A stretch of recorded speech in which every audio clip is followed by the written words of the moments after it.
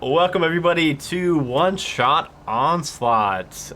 We have a very, very merry special episode for you all tonight. I guess it's not really an episode, is it? It's a Twitch stream.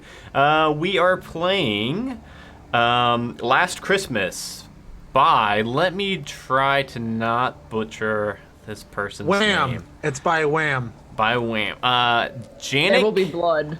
Seelicky. Hope I didn't get that too off.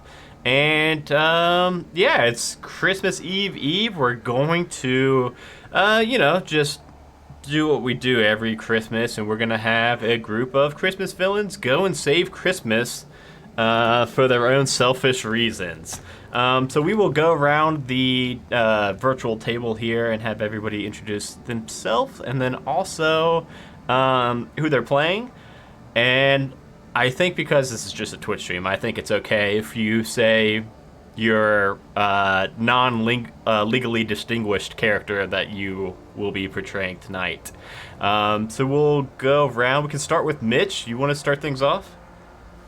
Sure. Hi, I'm Mitch. I'm playing Mohawk, but everyone may know him as Stripe, I think. Yeah, I think that's his name. And the good old 19 whatever Like 90s. It was like early 90s Gremlin character from the sequel. Yeah. Yep. Mohawk used to. Well, God, your name's not Mohawk. It's well, it is Mohawk now Stripe. tonight. Stripe/Mohawk. I will probably be going back and forth on those. Let me see. Mitch, why don't you go ahead and tell people where they can find you at, while I think if I want to just have you guys talk about your personal motivations or not also. Well, ladies and germs, you can find me on the wonderful internets, mainly Instagram under Talkin_anime, where I post news articles and random stuff about the world of anime. And that's really all you can find me. I'm not on anything else, just Instagram. And then we'll get to the person motivations when we get into the actual game. I think we can get those cropped in after a little bit of narrative work. So we'll go around the table over to Zoltar. Hi, I'm Zoltar. I'm primarily in the One Shot Discord. You can find me on Twitter at Zoltar's Bazaar. That's also the name of my Etsy shop, where I build wooden dice vaults that I sell on there for the last 2.5 years now. And who are we playing tonight, Zoltar? Oh yeah, I will be playing Miles, the angry elf from the Elf movie. AKA Peter Dinklage. Yes. Oh, I can't wait to hear the Peter Dinklage. I don't know how Peter Dinklage talks, to be honest. I don't think I could differentiate him from anybody else from wherever he is from, because I don't even know. And then circling around, we'll go to Tiana. Hi, I'm Tiana, most commonly found on the interwebs, hanging out at Quest and Chaos. That's twitch.tv/Quest and Chaos. And I am on the Twits as Vanna1895. And today I am playing Mr. Potato Sack, or as he is more commonly known, Oogie Boogie from The Nightmare Before Christmas. Some might say marginally more commonly known than Mr. Potato Sack. Just a little bit. I'm very excited to play this dice chucking angry big man. Great. I can't wait to see it. Last but certainly not least, we have got, I was gonna say Rob, Power Helm. I'll let you introduce yourself however you would like to be known. I am Rob/Power Helm. There we go. Both. There we go. You can find me on the tweeters at Wizards Untie, and also on Twitch, twitch.tv/PowerHelm, where I play boring games for no one but me. And who are we playing tonight? I am playing Barry, also known as Harry from Home Alone, aka Joe Pesci. Fantastic. So real quick, I forgot to ask you all your your classes. So we have got Mohawk is barbarian, I believe. Miles is a monk. Mr. Potato Sack, warlock, and then Barry, a rogue.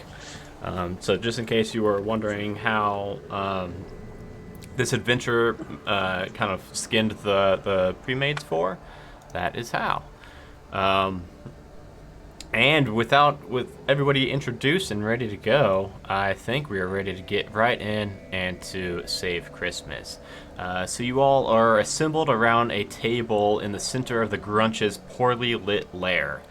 Cautiously, curiously, and maybe even a little bit suspiciously, you all are eyeballing each other as you wait for the spirit of Christmas to start to talk. This powerful being looks exhausted. Her angelic face is strained and worried. Ugly sweater torn and stained, and the smell around her is just this faint suggestions of pines and gingerbread, not the overwhelming sense that she usually carries. However, her voice is still something else, very soft and pleasant, with an underlying framework of centuries-old tradition. She looks to each of you into the eyes as if she was judging or perhaps second-guessing herself, and points to the table where a map appears and promptly unfolds, showing Santa Claus's North Pole Center. And this is where I believe everyone should be able to see it in Roll20 and also on the Twitch stream. That is the map that she rolls out. And then she says, "Well, as you all might know, Santa Claus has gone rogue. He didn't receive any letters while he was asleep." And she glances over at the Grunch and just gives him the meanest of mugs. "So he woke up and he was really depressed, or worse, I don't know, but our last intel was that he decided to cancel Christmas and chased everyone away from the operations dome. Unsupervised, confused, the elves all formed different interdepartment conflict groups where they are now warring amongst themselves in their own little kingdoms. Your task is to infiltrate the facility, restart the letter receiving line, and confront Santa Claus. It may be necessary to destroy his current form in order to let him be himself. So it's not going to be easy, but if you do this for me, your plate is going to be clean, at least until you screw up again. Do we have any questions at this moment?" Good. None here. Okay, well, so to get to Santa, you're going to need to open the dome, which means you have to activate the crystal Christmas tree in the central hall. Miles there should be able to point your way. And to activate it, you'll need one of the officer elves' help. So you'll have to maybe do a little convincing. I know you all are kind of on the naughty list, so they might not want to just help you all out right away. Here, you can take this snow globe and you can be in direct communication with me the entire time. Anytime you want, you could just talk to me. If you all are ready, I could go ahead and get you all beamed down there. Yeah. Before you go beaming us down, are there any booby traps or anything? I have a thing about booby traps. I don't like booby traps. Are there any booby traps? I do not. I would just like to know ahead of time. Oh, I hate to tell you, but I think there's probably gonna be a booby trap or two. Oh, son of a... Yeah, Okay. We tried to send heroes down instead of, you bunch. But they said, "Oh no, we won't hurt Santa Claus, so you're our last resort." Okay. Bunch of goody two-shoes. So, I mean, they're heroes. They wouldn't be heroes if they weren't goody two-shoes. I know things are gonna probably come to blows down there, but if you could try to not kill, too many elves. There's a lot of elves, but if you don't, we're still gonna need them to make toys and stuff. So like, don't kill them all or anything, if that's okay. What's an acceptable number? How about we put a hard cap on 3? I don't know. I heard 30, right? I heard 30. Oh, That sounds good. Is that each? 30 each? I think well, dude, that's reasonable, right? how about, okay, there's 4 of you all. How about you each get 1? I'll give you all 1. Ugh, boring. You still get to beat up Santa Claus. We'll play it by ear. I think that's all I can expect from you lot. Oh yeah. All right, so I'm gonna beam you all down on the north edge of the North Pole. Time flows differently down there, so I only got 1 shot, but best of luck. And my intel says you're gonna be getting beamed right down into a war zone between toys. So what harm can toys do, though? Am I right? Huh? Yeah. Okay, whatever. About that. Beam us down, Scotty. All right, you all need to link hands. Ugh. Ugh. Oh, do you have hands, Mr. Potato Sack? In the most generous of senses, sure. Okay. Okay, there you go. Just like that. All right, now think positive Christmas thoughts.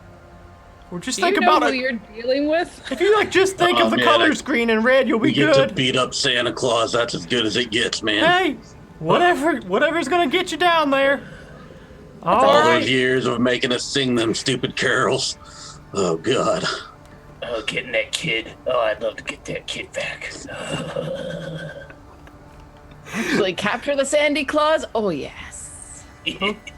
Okay, 3. Character who doesn't talk. You chose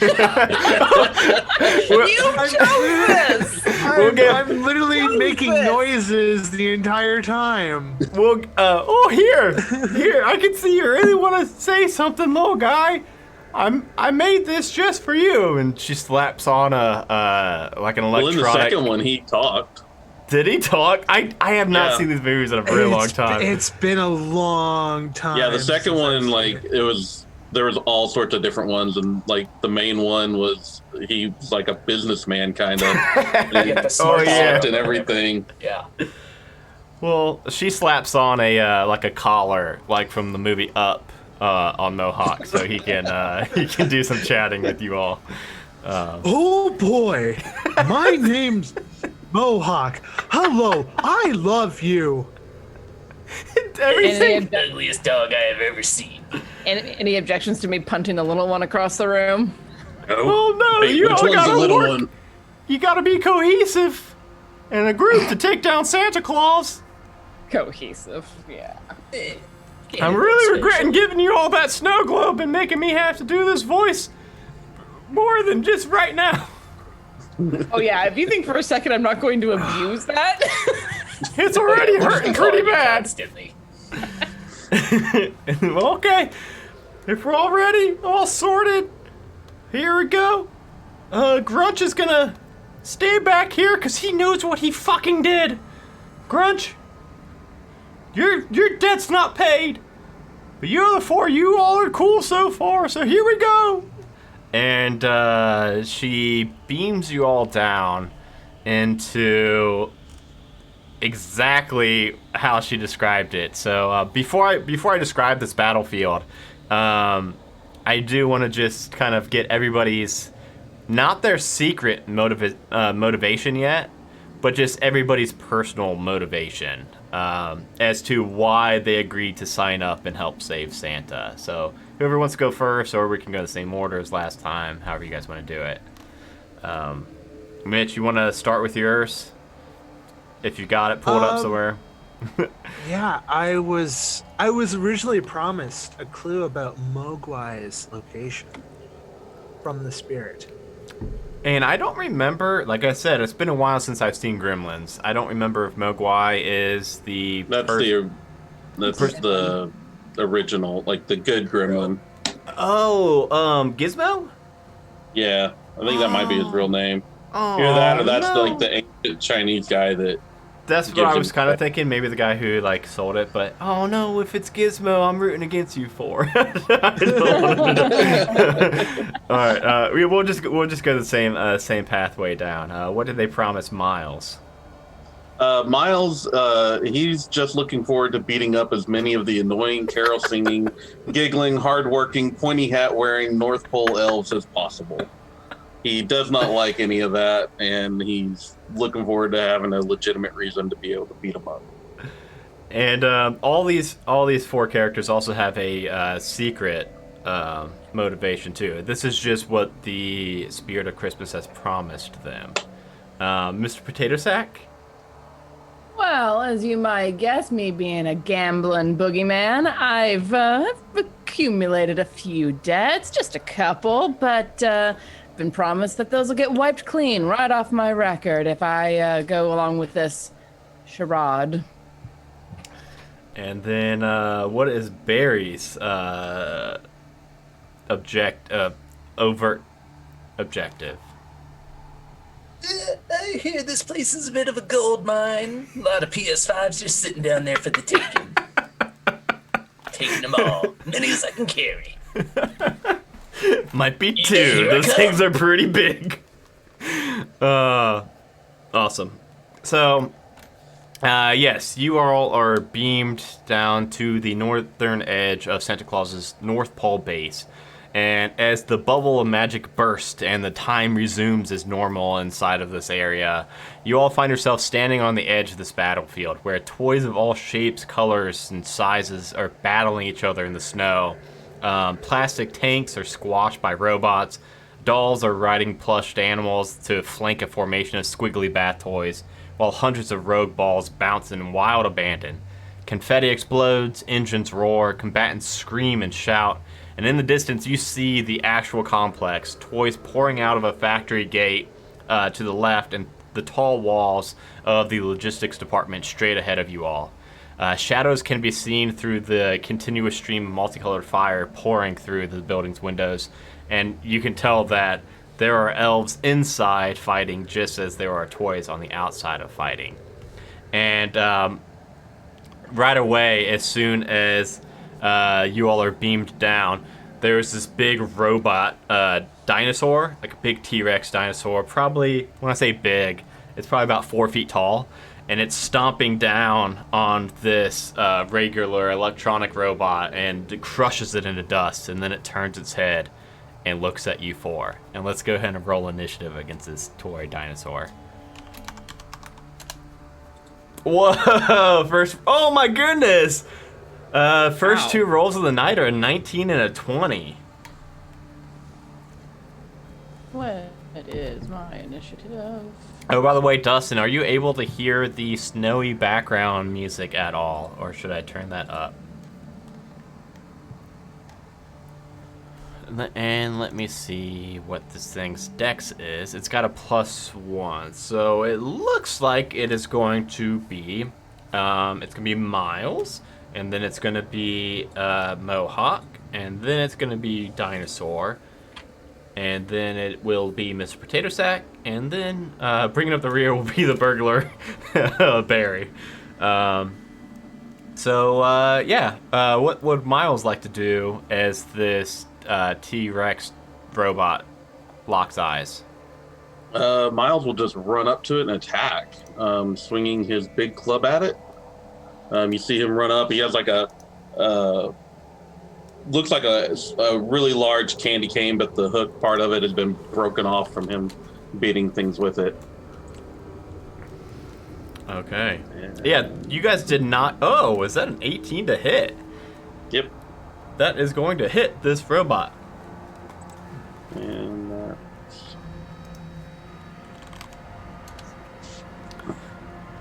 then with the backswing of it, he will throw an elbow into it as well with an unarmed strike. That missed. Yes, so you run up and bonk it right on the head with this candy cane. This thing is as tall as you, Miles. Yep. and then you go for that elbow, and it right as it rears its head back in what seemingly pain at your first blow. Next up will be Mohawk. So yeah, Mohawk's gonna just grab a big rock and he's gonna throw a big rock over at the dinosaur. So just gotta get the stats for that. Oh, also for those watching, you all should have on your sheet like some kind of special move. And to be honest, I don't even know what any of you have, but I just know that you all do have a special move. Yeet. So you all will have to let me know if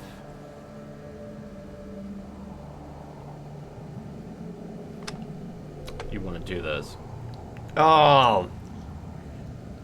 Okay. You pick up this rock that's like as big as you, Mohawk, and you go to throw it, and it goes like 6 inches. Oh boy, this is heavy. Oh boy. Oh boy. I was really curious what voice Mitch was gonna do for a gremlin, because I know Mitch is really good at voices. I'm really glad that we got Doug from Up in here. Up. Okay. Yeah, I think that would then bring us down to I think it's Dino. Yes, Dino. Dino, while Miles is up on it, I think it's gonna take the obvious action, and is going to try. Well, that seems like a lot of damage if that hits. Well, does an 11 hit Miles though? No. Okay, so it's gonna, with its big robot chomper, try to chomp down on Miles, but with Miles being just so nimble and small, he's able to quickly dodge out of the way of that bite. 18 damage seems like that would have kind of hurt Miles, if I'm not Awesome. mistaken. And okay, then that's all it can do, and then we will go down to Oogie Boogie. All right, so I'm gonna back up a little bit just to give myself some more distance between me and the dinosaur thing, because I don't like being up close to something like that. It's a little too something like Jack Skellington would make. Not fun. And I'll roll the dice between my hands and cast Eldritch Blast at it. Good old Eldritch Blast. Hey, can't be a warlock without Cannot it. go. Oh, so close. Damn. This one, it like grazes its metal plating of armor. We will go ahead and say that you are one off. Okay, good to know. AC from what we 13. were looking for. That's how close that shot was. And then we will go to Barry, the burglar. I'm gonna run up to it, yelling "Raza, Raza, Raza, Raza," and start trying to hit it with my crowbar. Yes. You if there's one thing I know about Barry does not like toys, any kind of trap-esque things, and this whole place just seems like it's littered with nothing but Kevin Traps. McAllister traps. That does I indeed hate hit. toys. 4 points of damage. Okay. You put a little V-shaped dent in the top of its head, but it's still whirring away. It's still looking. Do you get sneak attack as a rogue yet? Oh, you should. I think you get that right away. Yeah. It should have. It should be between 1 and 3 d6 of damage. Maybe 2. Believe an it's extra 2. 1d6. Maybe 1. 1 at third level? I thought it was 2. I can find it really quick because the character sheets we've got, I'm not really used to working with. So level 3, it should be 2d6. 2d6, yeah. All right. So you get to just roll 2d6 straight up. Plus 4 Another more damage. 4. Yeah, that dent gets a little bit bigger than you first expected. Of course, he's a rogue. That makes so much sense. Yeah. Yeah, I really like how the author statted up everybody. We're back up to Miles. Miles, this robot nearly chomped down really hard with this like steam-powered bite on you. So Gonna swing my candy cane club at it again. Miles is aiming true Miles tonight. is angry, you know? That's 6 points of damage. And then he's gonna try and sweep its legs with a unarmed attack. Okay. Oh We'll yeah. have with the 20. So that's definitely gonna hit. I'm gonna have this thing make a dex save. It was just for flavor. It Yeah, I wasn't know, actual. but I had it roll just because I liked it, especially because you're using like a hooked candy cane, and I kind of like that. You sweep its legs under, and it lands on its back, and it's just kind of like articulating like back and forth, arms going up and down. Okay. I think that's all I can do. 12 damage. That's Not bad for level 3. Nothing to sneeze at. Okay, Mohawk. Find any more rocks around you? Maybe you're more close to your size. No, he's gonna just run up, go into like full blown rage, and gonna do a big old claw attack. So yeah, when he's running, he's like, "I'm coming, I'm coming, I'm coming." And he just raises his hands up and just goes right for a claw attack. Okay. We know this thing's AC we're looking at. Mostly it just hits, metal plating. And if you said it fell prone, right, Adam? Yes. Oh. So he would have advantage on Well, that. I don't think he needs it. You can go ahead and roll again, Mitch. I'll roll again. Yeah, see just in if case I you get can that do nat better. 20. At the time when I did that, I was like, well, worst case, he uses half his movement to stand back up. Completely forgot for the next round. Wow, two really good rolls. Either way, yeah, so I'm gonna roll damage now. Yay. I completely forgot that while prone, people have advantage. Only for doing melee attacks. Yeah, I was gonna if I'm say, doing except range, I Oogie have Boogie. advantage. Well, it's his turn next, so whatever. Oh, yeah, he's definitely gonna stand up.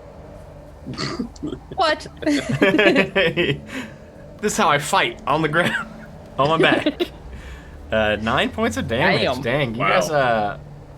guys. You take a really big cut out of its chest while it's laying there with its belly exposed, Mohawk, and you can see some like wires and circuitry like underneath. Who's a good boy? Who's a good boy? Dang, yeah, this thing is getting pretty beat up. It's gonna stand up and definitely gonna go for a bite. I'm gonna roll a D3 since we've got Mohawk, Barry, and Miles on it, and we'll go in that order: Mohawk, Barry, Miles. Barry. Does a 16 hit Barry? Oof. Oh yeah. How's 19 damage look for a level 3 rogue? Not good. I was thinking that too. That's painful. For some reason, I still haven't figured out why when I use Beyond 20 to roll, it rolls to GM. I want to turn that off, but don't worry. It's still showing up on the stream, though, so people know I'm not lying. But gosh dang, that's a lot of damage. Yeah, it like clamps down on your shoulder, Barry, and it's like still clamped down on you. And it looks like it's like trying to unclamp, and it actually can't. Like it's like stuck on your shoulder. And then we'll go to Oogie Boogie. I'll chuck another Eldritch Blast at it. See if it works out better this time. Aim good. Oh my goodness. Ooh. Yes! Okay. Well, I was gonna say Nat 1 would probably be able to argue that it would probably hit Barry with this thing attached to him. Natural 20. Natural 20. So that'll be 2d10s for damage. Actually, it will be 10 plus a d10 because I like to have one max damage die on crits. Oh, that's cool. I like that. Oh, I also have a... Not that. Yeah, because I've seen too many times people roll like 2 1s when they crit, and that is very anticlimactic. Yeah, Yep. that's very frustrating. Also, I have a racial trait. When I score a critical hit, roll one of the dice an additional time and add it to the extra damage. Wow, we'll So- actually roll that one. So we'll do 10 plus 2d10. If this thing is left standing, I'm gonna be very surprised. Yep. Oops, shit. Oh, No, it it's- had it's- 14. Yeah, Oh, wait. that. It would actually be So- more than that too, wouldn't it? So, Well, she rolled 3d10 versus Yeah. 2 Taking a plus 2. max, so it'd actually be more than that, no matter what. Two. Yeah, Yeah. just take the first two, but that would be 16. Yes, no matter what. Yep, it had 14 HP, so you get the chance to describe how you killed that one now. Remember, it's All still right, attached to Barry. All right, so yeah, I'm tossing the dice lightly between the stubby appendages that could generously be called my hands, and then just like flick them at the T-Rex. It skims right over Barry's head, and the two dice like land on it, and they both come up snake eyes, and then this thing's head just explodes off of Barry. Yeah, and then the rest of the body just sits there, and a little puff of smoke comes out of the chest, and then the whole thing just falls over sideways.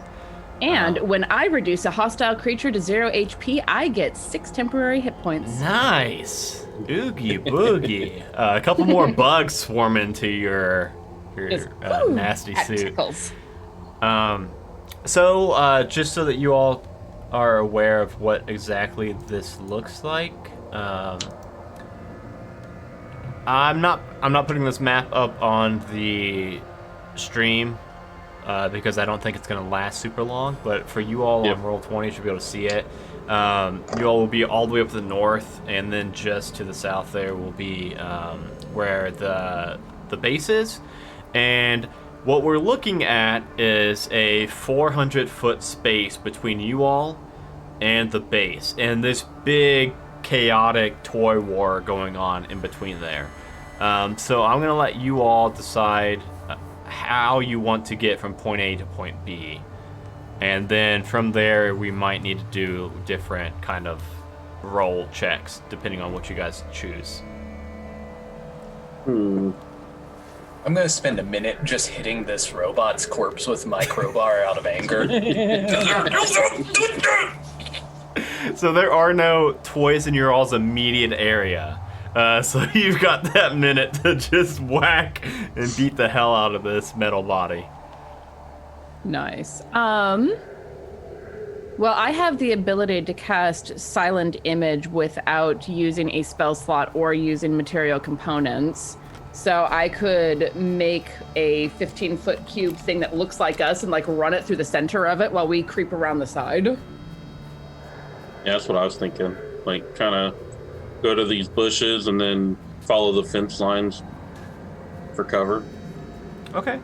Yeah, I'll just sneak around while you guys take any attention away.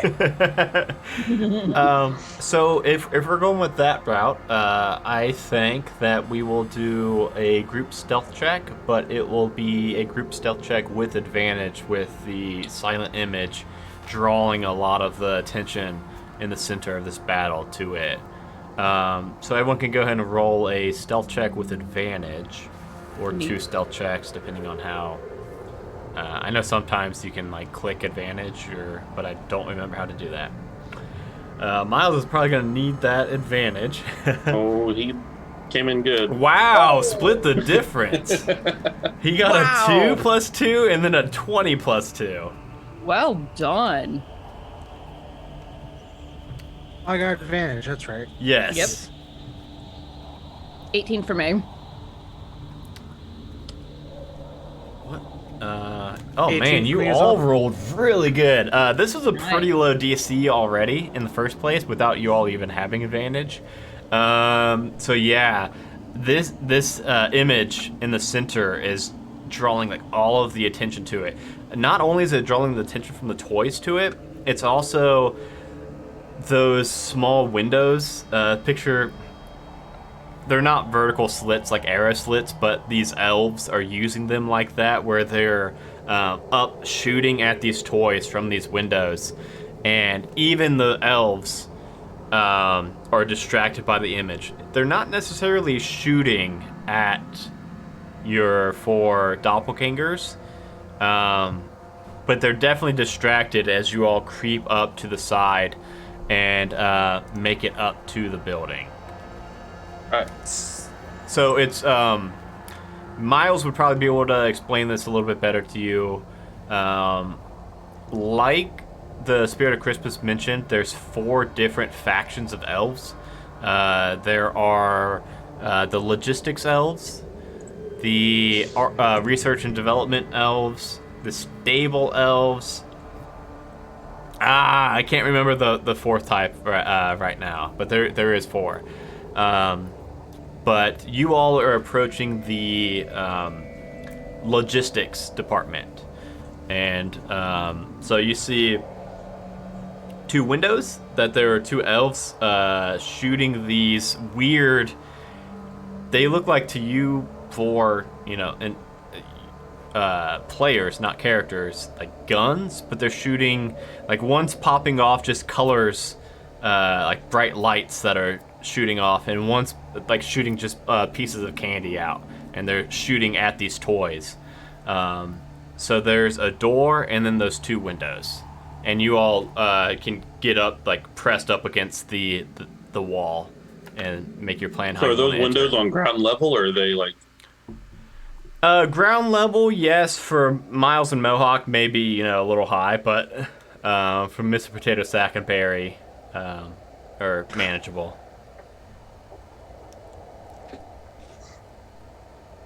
I mean, we could try to grab one of the elves through and pull them through the window.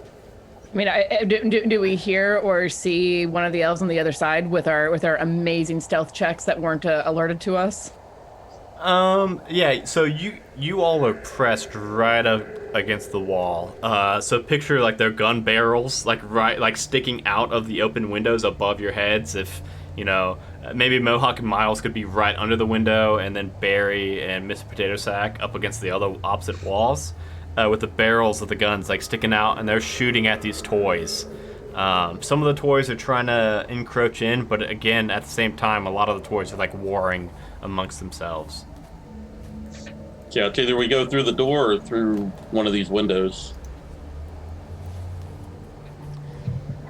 I say we grab him and pull him out.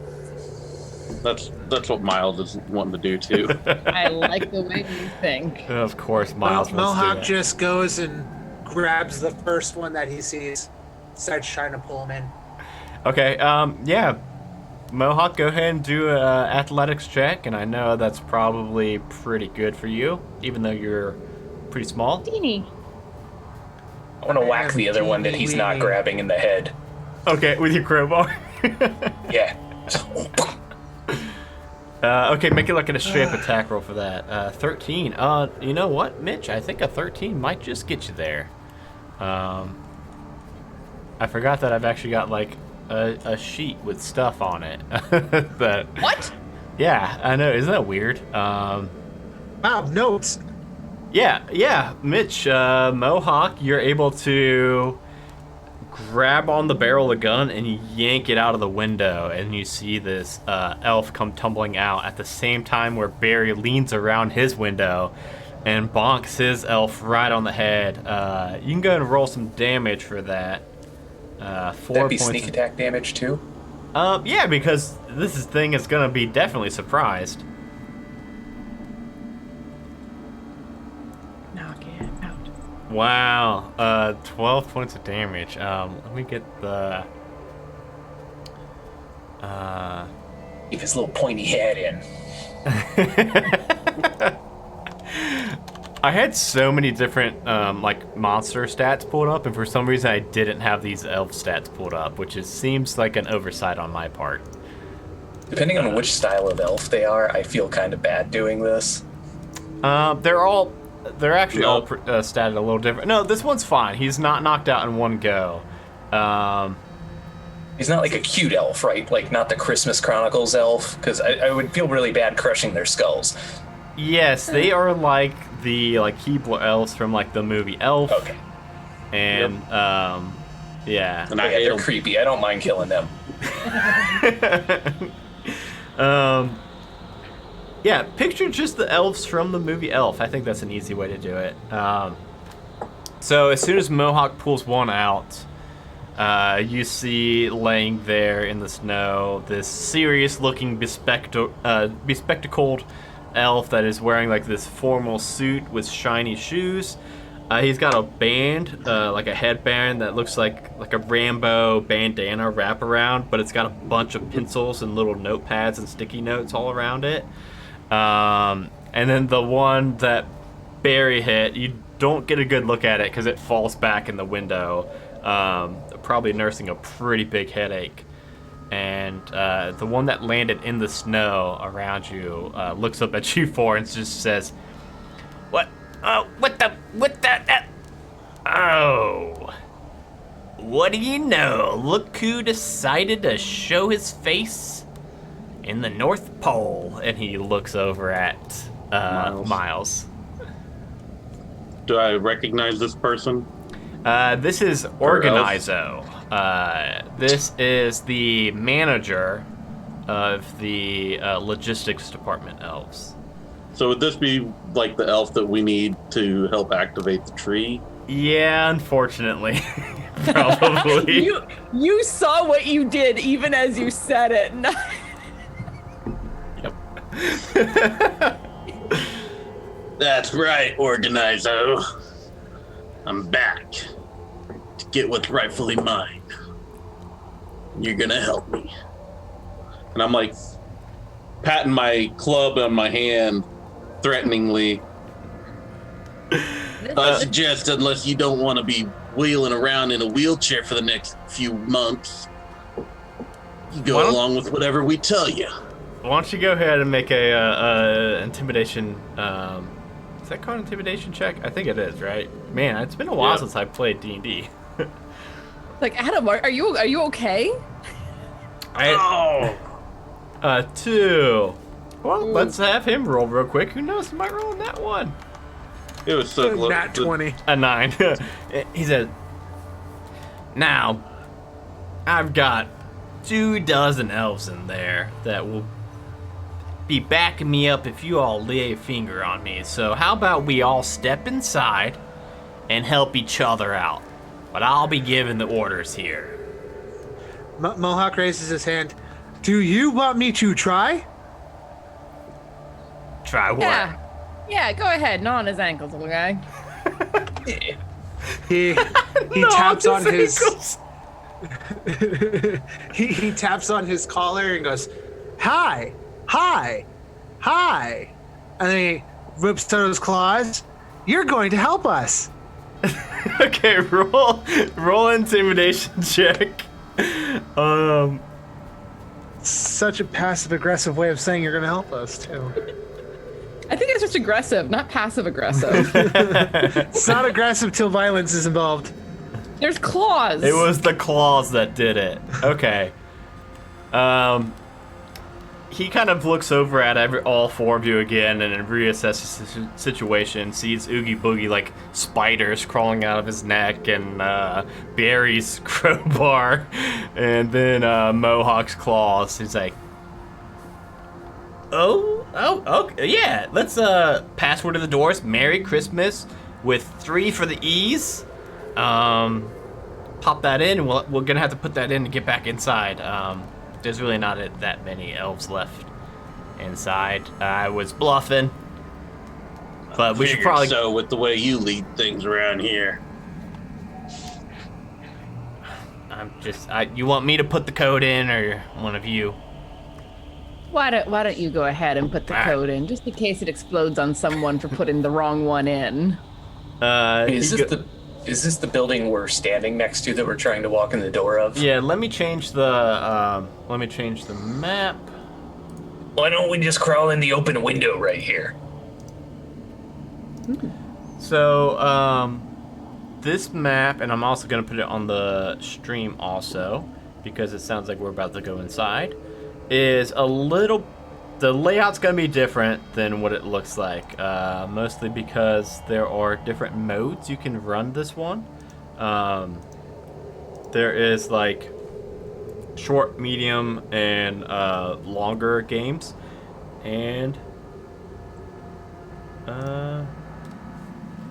I wanted to go with one that I think would be a good 2.5-ish hour range. So you all are actually outside of that room that's on the left and not on the north, where it looks like some kind of mail sorter and a bunch of letters scattered about. And as he puts in that code, the door swings open, and as soon as he does, you all can see that it is just this. It's letters spilling all around the room, flowing from this conveyor belt. There's actually 2 conveyor belts that are attached to this like massive sorting contraption. It looks like a really big mailbox that has a huge chute on the top of it, and it flows down into 2 different conveyor belts. One says naughty, one says nice, but there's definitely been no kind of sorting going on in quite some time. You actually see Miles, you may recognize Sordo. There's a half-naked elf running around just dive bombing into these large piles of letters, and every time he does so, a few tiny elves fly out of the makeshift forts that they've built with letters. And Miles, you know that those smaller elves are sorting elves. They're kind of like, they're more like pixies than elves. And this, you all would be able to tell, is definitely the sorting machine that was broken by the Grunch to try to spite Santa Claus. And his job definitely went too well and made Santa too sad. And now this is what needs to be fixed. I'm gonna try and see if I can fix it, because I do have proficiency with tinkering tools. Oh, okay. So as you all come into the room, Organizo closes the door behind you all. Sordo is still just running around, dive bombing into these piles that it looks like those small sorting elves have literally just all made their own little fortresses, just scattered around the room of letters. And as soon as you walk up to it, Mohawk, you hear a voice from inside the chute. Hello? Is that somebody new? Hi, do you need assistance?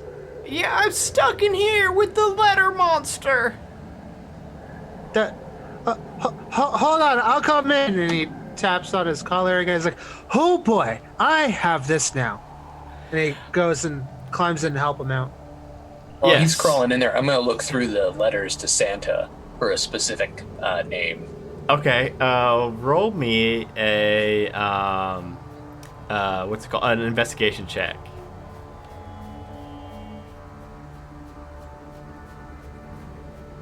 A 10. I'll say you find it, but it's got a portion torn off.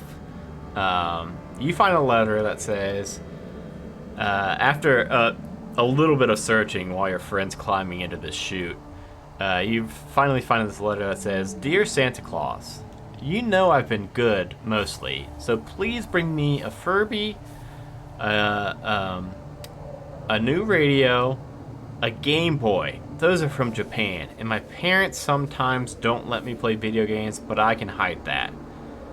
And then there's a missing section. But then at the bottom of the note, it says, also, those 2 burglars who tried to raid our house, I don't think they were happy. I know they were naughty, but maybe please bring them something anyway. A cake? Cakes make people happy. Yours, Kevin.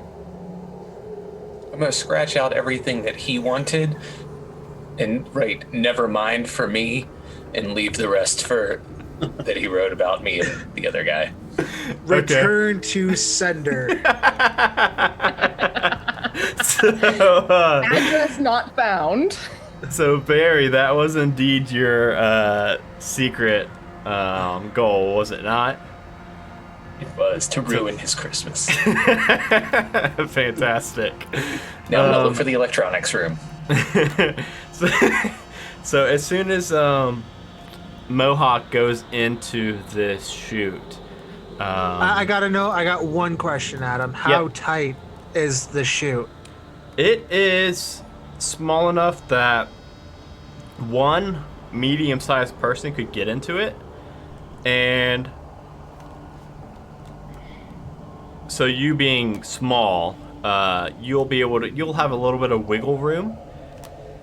But even like as you're getting down into it, a couple things. There's some like exposed wires on the outside, and there's definitely, even just before you climb down, looking into the chute, you can tell that there's definitely some stuff that's going on down there too that might be the issue. And what it comes down to mechanically is that you can try to fix it on the outside. You can try to fix it from the inside, and it's easier. But you do hear these like growling voice every once in a while echoing up through the chute, and says like, "Dear Santa, want a fire engine?" Ugh!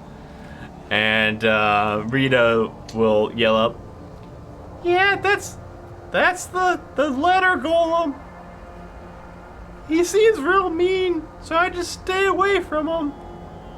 So inside the chute is apparently some kind of letter golem. So it could be dangerous. So I just want to make sure that you all have all of the puzzle pieces before picking what you want to do. So I'm gonna try and shimmy my way down. So I'm already inside the chute. And he goes, "Oh boy, now I know what a TV dinner feels like." And then he's gonna try and get the little elf out. And, Okay. venture forward to see what is making that weird noise. Does Mohawk? I think Mohawk does. Do you have dark vision? I have dark vision for 60 feet. Wow. Nice. Yeah, you can see inside the chute. It opens up, and first of all, the map that you all are seeing, I want you all to realize like how big this place is. I know the map.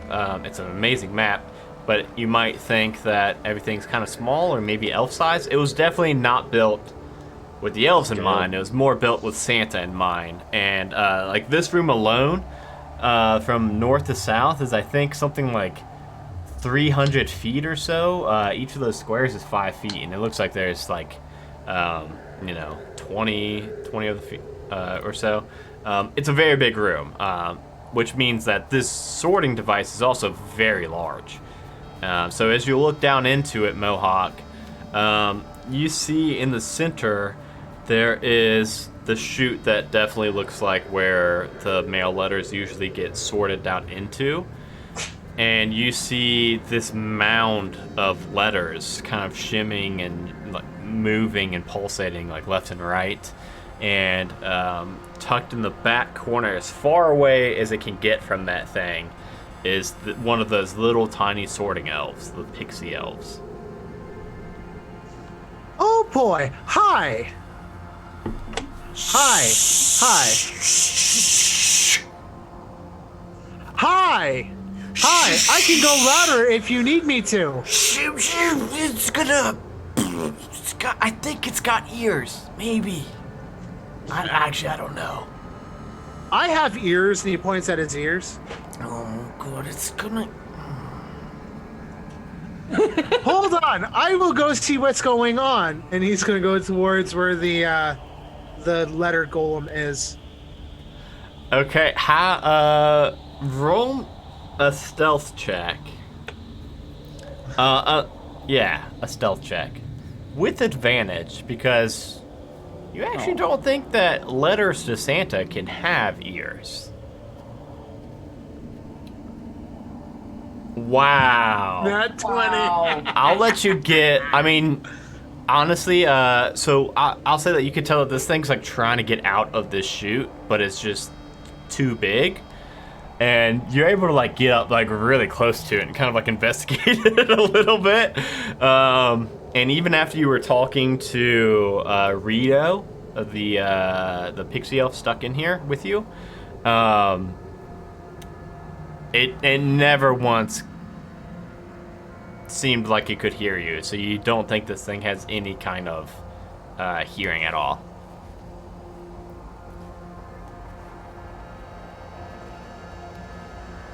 There's another door in this room, right? Going further in? Yes. I'm gonna sneak over to that door and try and open it. Okay, the one up here? Yep. Okay. Yeah, go ahead and roll me a stealth check. What is Miles and Mr. Potato Head? Mr. Potato Head, that's not... Excuse me? Mr. Potato Sack. Excuse me? Jeez. I will Your send mustache comes right off. I will send an infestation to your house, sir. A 9. Yeah, Miles and Mr. Potato Sack, you guys can both easily see what looks like Barry sneaking further away from you two. Just going, going. Now this is basically the logistics department right here, right, Adam? This is the logistics department, and Okay. in here so far you've seen Organizo, Sordo, and you've heard Rito. And if you remember, the Spirit of Christmas asked you all to fix the sorting Fix machine. the sorting machine and then turn it on by activating the tree, right? So activating Or no, the tree is to get to Santa. to get to Santa, yes, because in case anybody has came in a little bit late and missed the first couple minutes, Santa Claus is very I mean, he's to the point where he's like corrupted because he doesn't think that he's gotten any letters, and it's all because the Grinch broke his sorting machine. So to get up to Santa, you need one of the manager elves to touch the Christmas tree in the center and open it up, or do whatever they do. And your other goal was to fix this sorting machine if you could. So yeah, you guys can see. Yeah, I would be like trying to repair it from the outside while Mohawk had gone repairing on the inside. Or I thought. Okay. Yeah. So, roll me. Let's see how to do this with you all, both inside and outside of it. Roll me a. Sorry. Because it's got a couple different. I am proficient with Tinker tools. You're if that proficient helps. with Tinker tools. That is going to help, and it's going to be a make a Tinker check. And with Mohawk in there, and especially with Mohawk figuring out that he can be as loud as he wants, Mohawk and Rito will be able to, yell out different commands and things, and what it looks like on the inside. Which means it's going to lower that DC considerably. So is this like, would you say this is adding dex and proficiency? It's supposed to be an Arcana check. Yes, Arcana check. Proficiency with Tinker's tools is probably an intelligence check. Okay. I never know how those tools work, to be honest. So I haven't found I'll anything just that do a says, plus like, 3 Tinker's tools because XY. yeah. yeah, because I get a +1 with Arcana, and then proficiency would add a Yes. 3 with the Tinkers. Yeah, I think what it is whatever kind of check it makes sense. If you're proficient, you just add the proficiency bonus if you're using the tools. Ah, dang Oh, 9. You're tinkering away, and you're working with some wires that you think that they're trying to point you to. And you're gonna take just a little shock, just a 1 point of electric damage as you get a pretty hearty zap. God damn it, son of a bitch, I hated all doing this shit. I'm a manager, not a worker. You can try again though. Great. But yeah, we'll just keep it with some electric shocks whenever things go wrong. So I got 1 point better. Does that meet the... Not yet. Wow, another one though. Alright. You just keep getting these little zaps as like Mohawk and Rito are trying to shout out instructions to you. One more time. So just to let everybody know, it's proficiency bonus plus any ability check you make using the tools. Yep. Yeah, that makes sense. And these are Arcana checks to try to unjam this. Wow. Rito eventually 3 points that time, Miles. Rito eventually says, "Okay, let's just go out and just help him from the outside, away from that thing. Can you But fly?" the problem is, he might be stuck, and we can't start it if he's stuck. Oh no, I'm thinking we get out of here, fix the thing, and we grind his ass to grass. You suck at being an elf, huh? This thing's been scaring me for like 4 nights straight now. I haven't eaten, I haven't had a drink, no eggnog, no sugar cookies. I want him turned to paper shreds. And as he's saying that, Mohawk just starts climbing out, ignoring him. So there's letters kind of like stuffed in that you were able to kind of like clear away as you climbed into it, and now that you've cleared that path, you think that Rito probably wasn't like strong enough to get out past those letters, but now Rito is able to fly out and follow you. Okay, so you wanna no, don't touch that wire, that's gonna zap you. It's this blue wire over here, and then you gotta hold this knob. You ready? Yeah, I'm ready. You got it? Alright, try again. Does this get advantage since You'll he's have like advantage. telling me what to do? Luckily, I'm gonna need it. Come on. There we go. jeez, finally. Yeah, you hold the knob and you cut the right wire, and you hear the sorting machine start to kick into life, and you hear the gears whirring on the inside, and you hear a one swimming pool, please, and thank you, Santa Claus. And just shreds of paper start to shoot out from the chute. That's right, I'll just motherfucker. turn around and be like, "And that's how you run the logistics department, Organizo. Now let's go turn that tree on. Take care of Santa."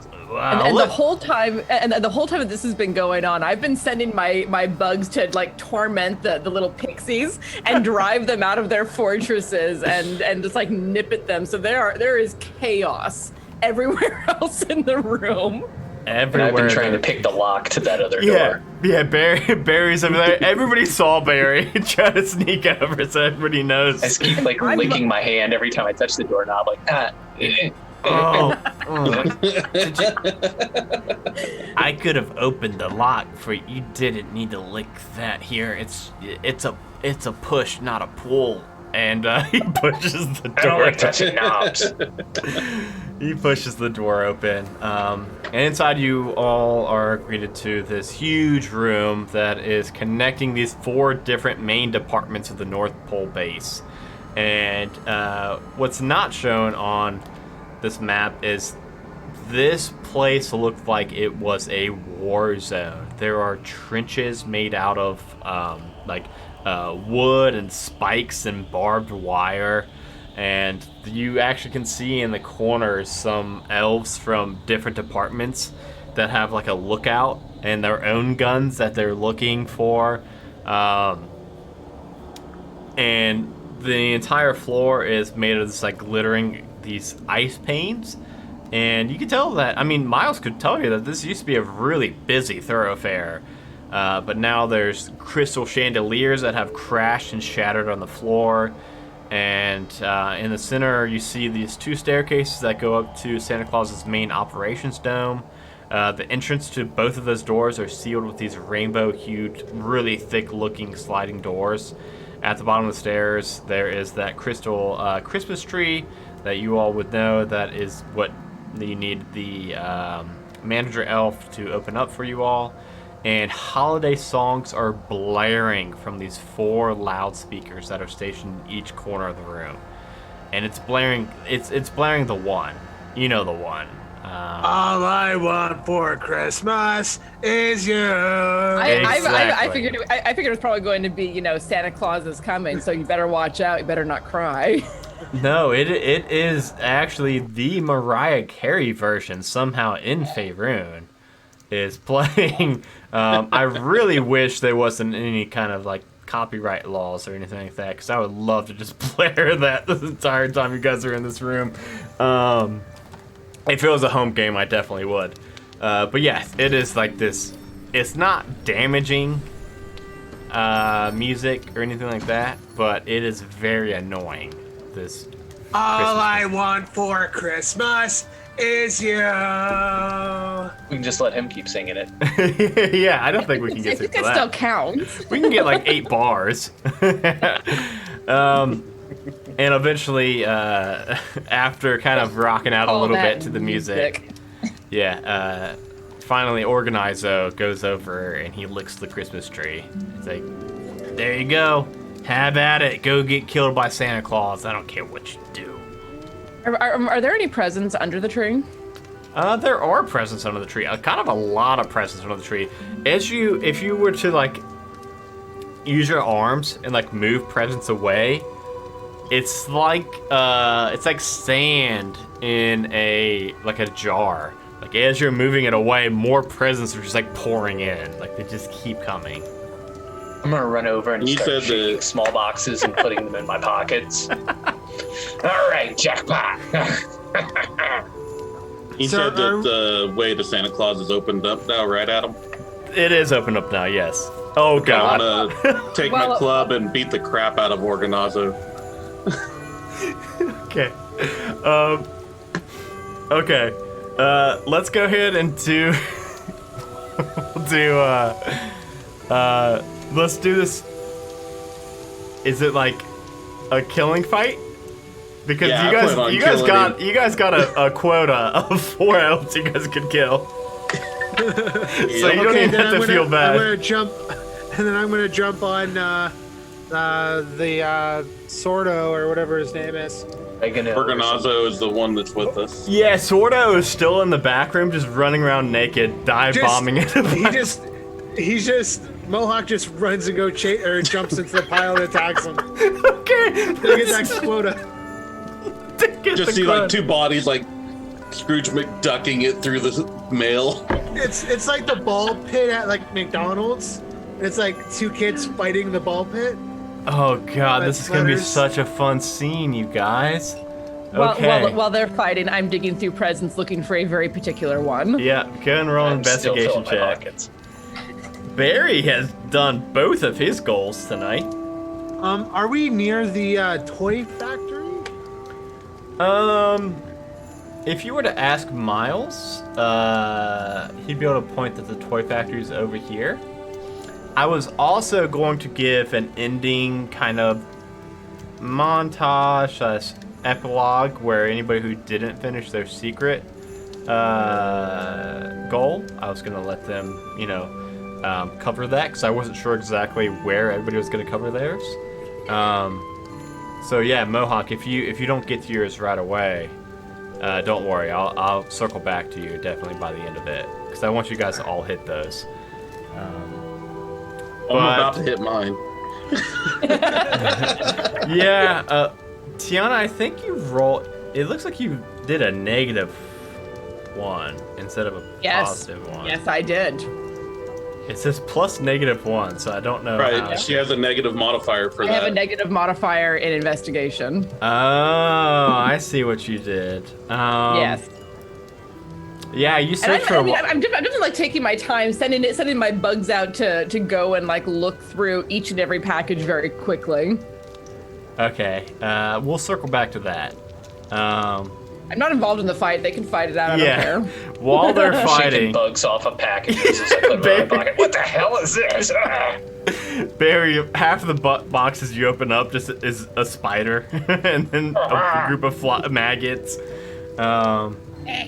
Okay, let's do 2 one-on-one fights, because the thing that the elves got going for them is definitely not strength. It's more of a strength in numbers. So I think Mohawk versus the half-naked one, and Miles versus the supervisor. I really like that picture, while Barry is just pocketing small trinkets and presents, and Mr. Potato Sack is looking for a specific present. Let's do that as kind of like cutscenes. So Mohawk, go ahead and roll yours. I'm gonna kind of do like a fast track combat where instead of doing initiative, I'll have you both go first and then theirs. So however you want to attack this half-naked dude. He's just, when he jumps in like a giant, like swan dive into a belly flop, he's got his spiked armor on, so he's aiming to land right on top of him with his spike armor. Okay, I think that'd probably be an athletics check, probably. It's actually a weapon. Oh, it's a weapon, yeah, and then roll it as a weapon. Because I got spiking armor. I love it! Oh, come on. Give me the D, damn it! By the way, I changed the song, the background song, so if chat could let me know if it's too loud or not loud enough, I would love that. And also, Miles, you can go and roll yours too, and we'll just kind of do it fast and furious combat, because I think you guys are probably going to be able to take both of these things one-on-one, hopefully. Really bad rolls, barred, obviously. So I'm gonna 6. Go ahead. 16. Yeah, 16's For, gonna hit. So you can roll your damage as you swan dive onto this half-naked elf. Is it his nudity that you were really, really upset by? He's too happy. And, okay, max damage. Max damage, yes. 6 points of damage is quite a lot to this thing. Okay. And for mine, I just drop the club and just go at him bare-fisted. And I'm going to use my inspiration to give me advantage on the first strike. Okay.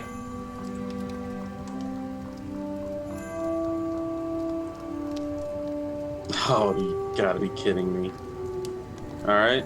And then I will use a key point to do Fury of Blows and do 2 more attacks on him. See, I love it because I know Miles' secret objective, and this is how you get it, Zoltar. I figured. 19. There's yep. a hit. 4 Alright, and then 1 more attack. 13, does that 13 hit? will hit. Yeah, it does. For another 8, so 8 total damage. Okay, I'm just gonna have them both do a quick kind of rebound attack against both of you. So Mohawk, this thing is gonna it's gonna probably come up in same mace, but it's actually just gonna be. Oh wait, Adam, I also, because I use my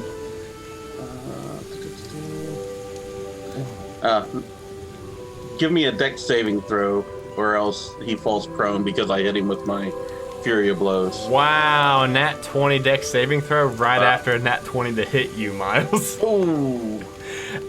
So this is as soon as Mohawk dive bombs onto this half-naked elf, it reaches up and just hits with a, well, maybe not. Mohawk, does a 17 hit your armor class? Yeah, it does. Okay, well, it's only for 2 bludgeoning damage as he just hits you with the haymaker. But Miles, Organizer seems to have learned a couple tricks since you last met him, because he is going to dot. What was your thing gonna do? Knock him down? Yeah, he will. Yeah, he would have fell prone if he had failed that. Not only is he able to withstand that, he's gonna grab from his headband 2 pencils and put them like in his grip and use them as kind of like a weighted punch and slam you in the face for 7 points of bludgeoning damage. And now we'll do a Mohawk and a Miles again, as again Barry and Mr. Potato Sack are just scouring these presents. Barry, you've gotten quite a few little of the smaller pocket, and you know Barry knows his way around a Christmas tree. You know that usually the smaller presents, or the more valuable presents, it's usually jewelry. Oh, yeah, an iPhone. Yeah, iPhones, jewelry. But you are still keeping your eye out for one PS5 at least. You think you can carry one PS5? You want to go first, Mitch, or you want me to? Yeah, I'll go first.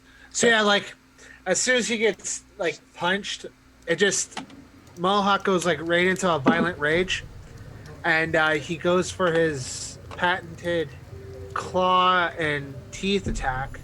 Oof. And because I am raging, if I do land, I get to do bonus damage because I'm using a strength-based weapon. Yay! Right, I guess you all, if you're in Roll20 and you've got your volume up, you guys can hear. I really like that I've just got this, like, peaceful fireplace, Christmas music going.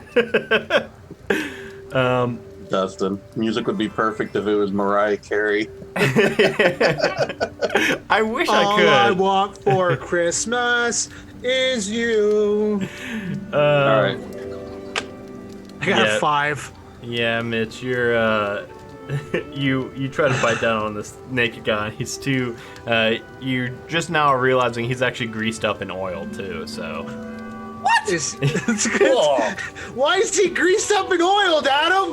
Why is he greased up and oiled? That is a very specific sort of fan. And naked. Why is he greased up and naked? Maybe he was trying to work on the sorting machine himself and he greased himself up to get in there. Protects from paper cuts. Protects from paper cuts. He is naked. He needs all the protection. Miles? Right, so here comes another 3 attacks on Organizo. Jeez. I don't know if he's going to make it past this. Oh, no, I don't think he is. No, he's definitely not. Is he down or is he not still yet, up? Not yet. Okay. Oh, no, that one failed. Aw. Ooh. Oh, 3. Dang it. Oh, so close. All right. By the way, so chat, none of the remember. Fury. Yeah, chat, you can use channel points to grant advantage or disadvantage to anybody. Oh, could I call lightning on this guy? Do you have enough channel points? If you do, sure, yeah, call lightning on him. Call magical I don't. Christmas You like thunder Grunch. on him. The Christmas spirit says, well, how's it going down there, you guys? I can't see into his magical dome. Is it going okay? I'll like pull the snowball, the snow globe out of my pocket and go, it's going just fine. Don't worry about it. Any weird noises you hear are just a figment of your imagination. Merry Christmas. And stick it back in my pocket. As Miles is like cussing and swearing in the background. Oh, you got an advantage, Zoltar, for one of those strikes. So come on, because he is probably 1 strike away from dying right now. Come on, buddy. There we go. You Nice. see it a second before I see it, so I can tell by your reaction. Yes, that is going to hit. How much damage are we looking at? Trying to get it to roll it.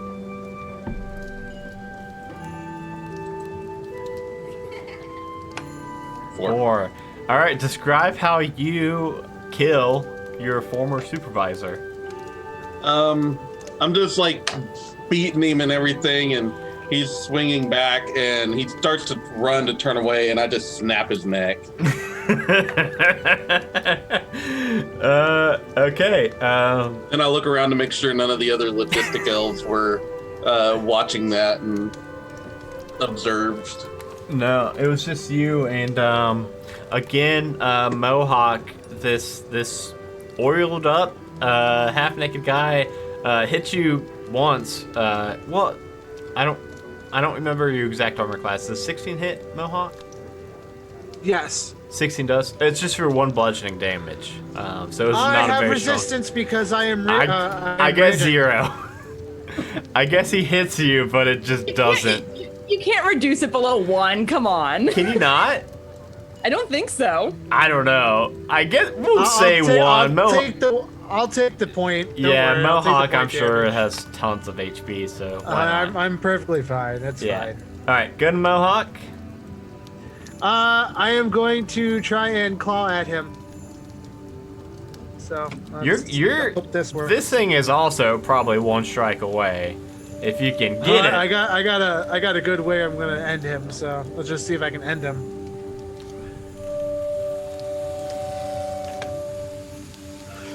Oh no! What is with these rules, man? Somebody needs to give Mitch advantage real quick so he doesn't get slapped around by the oiled up naked guy I'm anymore. gonna There we get go! killed by a You got it! Death guy. I Mitch, mean, you got I really want to advantage. see that, so I'm not helping. So much for Mitch's Saturday night. Damn it! You got advantage, Mitch. All right. Also, I hope everybody loves my creepy Santa background that... whoa, yes, that is gonna hit Mitch. Oh man. We liked having Mohawk flare around this oiled up, half naked elf. I still don't want to know why he's really naked and greased up. I kinda Paper do, cuts! but I'm morbidly curious. Wow, yeah, you got it, 7 Mitch. points of damage. How'd it happen? He backhands him to the ground, and as he grabs him, he grabs a handful of envelopes and letters and starts shoving them into his mouth and down his throat, and he just gets up and walks away. You see a bunch of those pixie elves like swarm out of the pile of letters that you grabbed stacked down there.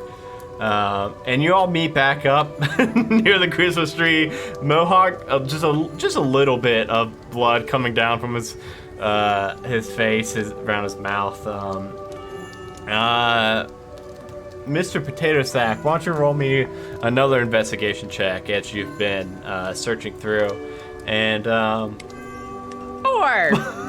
4. Investigation is not my thing, friend. That is true. I don't think I can. Let me see. I might be able to cheer. I might be able to Whatever do Mr. something. Potato Sack's looking for is already in my pocket, probably. Probably. You got a lot. Here we go. We lost Mitch. Oh, well, he at least. I think he just went Toss a away. video. Which probably would have been a good idea to take a pee break. But you do have advantage, Tiana. Thank you. I will try. Well, I'm not going to say that. 13. Yes. Not to waste it. You eventually find a present addressed to one Jack Skellington. And you can open it inside.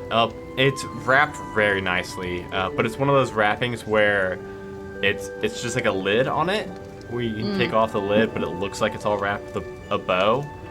And when you lift the lid up, it's a really nicely handcrafted Christmas ornament inside.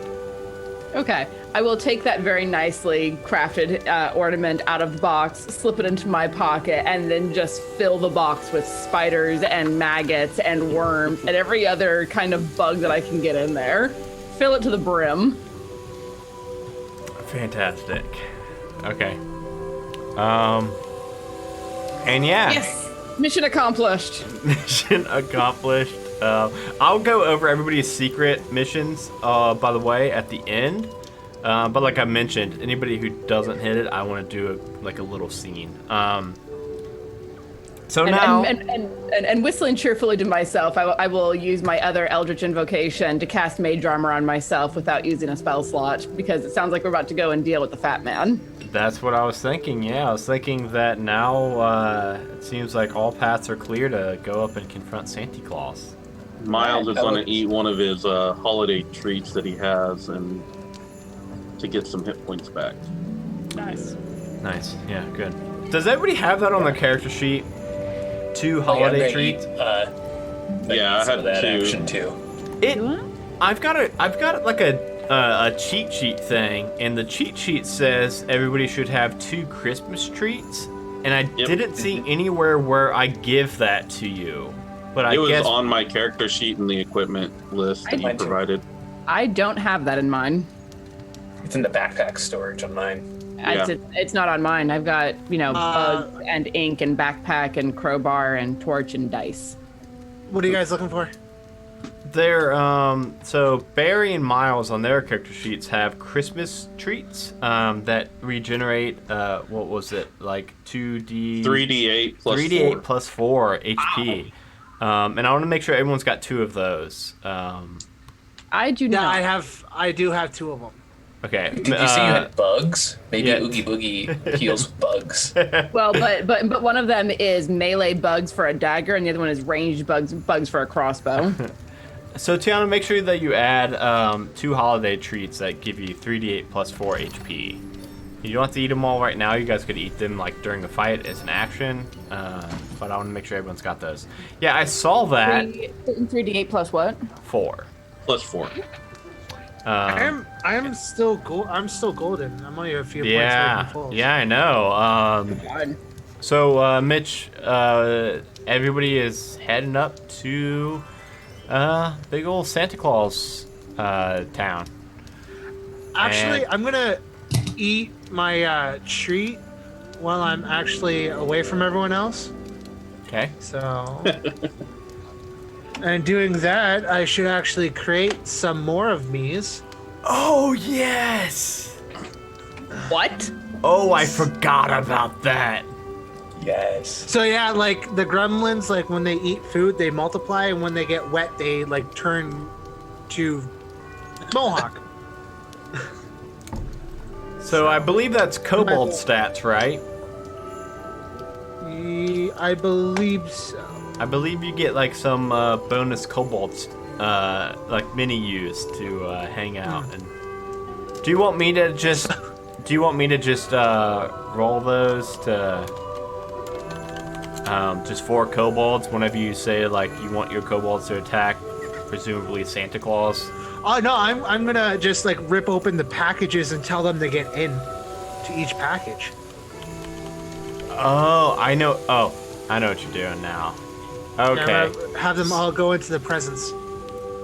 I know what you're doing now, yeah. Mohawk is going to eat, spawn a couple mini Mohawks, and put them into Christmas boxes to send out to all the good boys and girls around the world.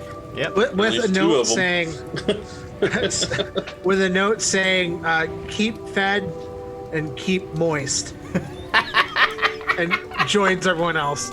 So, I think everybody has done their both objectives. Miles will get to your secret one at the end, but yeah, okay.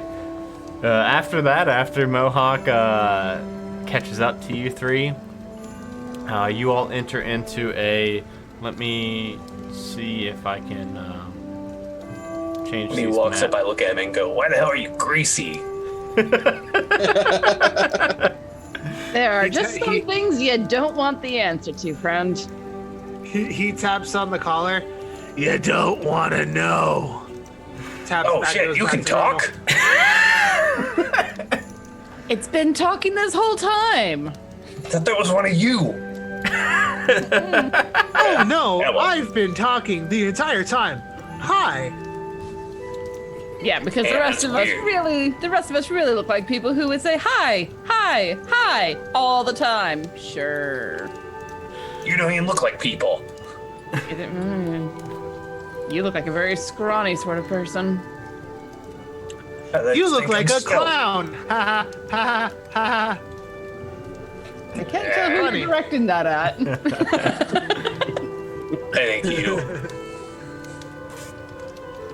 As you all wrap up the spiral staircases around the outside of these rooms, you enter into a brightly lit and eerily, it's quiet as you're walking up these stairs. And Miles, you know that this usually is where the elves congregate to celebrate the holiday and await for Santa Claus's return from Christmas, but you've never heard it this quiet before. And as you walk up the stairs, you see the huge ornamented viewing mirror that's dominating the opposite wall. You see the benches that are all elf-sized. There's 2 double doors on left and right going into Santa Claus's sleeping quarters. And in front of the mirror is the hulking figure of Santa Claus himself. And as soon as you peek your heads above the staircase, he begins to speak to you.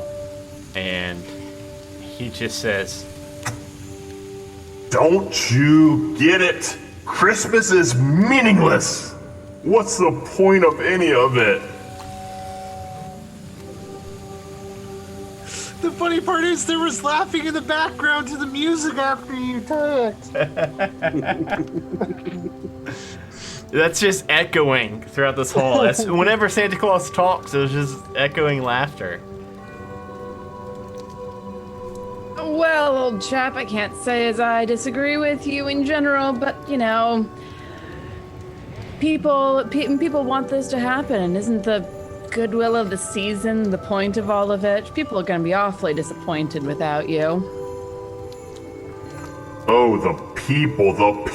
Yeah, they're good for what? 2 weeks tops leading up to Christmas. And the day after, December 26th, what happens? They all fall off the wagon. They all start going back to their old ways. It's not worth any of this. Oh, tell me about it. I know this kid. Real piece of work. That little shit gave me a concussion, slipped disc, severe burns. Kids are terrible. Kevin McAllister, he's top of the list on the naughty list.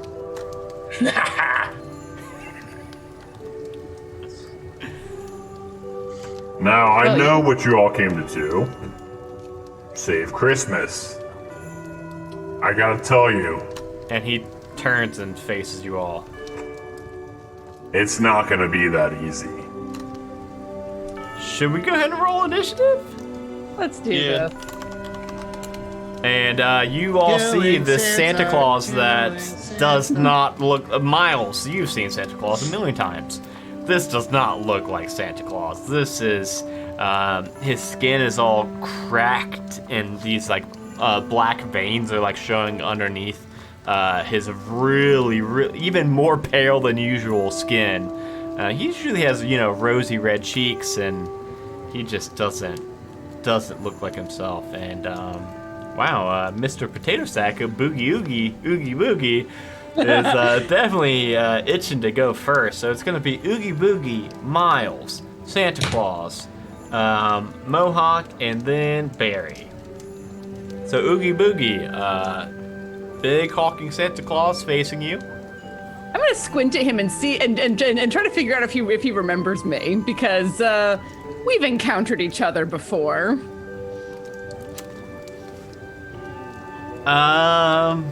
He came down a pipe into my room. Yeah.